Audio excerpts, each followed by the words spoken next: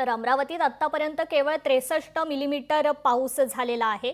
अमरावती जिल्ह्यात केवळ 10%च पेरण्या झाल्या, तर बळीराजा दमदार पावसाच्या प्रतीक्षेत आहे। बीज प्रक्रिया करूनच शेतकऱ्यांनी पेरणी करावी असं आवाहन कृषी विभागाने शेतकऱ्यांना केलं।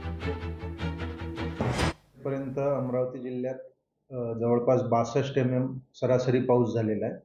सरासरीचा विचार जर केला तर हे 60 ते 65% दरम्यान पाऊस आता या आठवड्यात बऱ्यापैकी सुरू झालेला आहे। त्याच्यामुळे पेरणी या आठवड्यात पेरणीने गती घेतलेली आहे। बुधवारपर्यंतची जर आकडेवारीचा विचार केला तर 45,000 हेक्टरची फक्त पेरणी होती।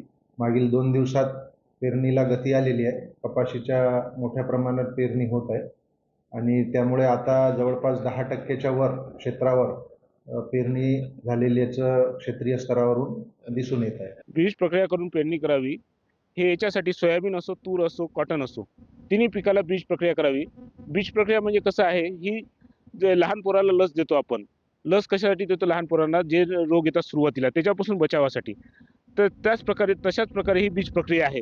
जेव्हा आपलं झाड लहान असते 20 ते 25 दिवसापर्यंत ही बीज प्रक्रिया आपल्या झाडांना प्रोटेक्शन देते वेगवेगळ्या किडी व रोगांपासून। त्यामुळे बीज प्रक्रिया करूनच लावावी।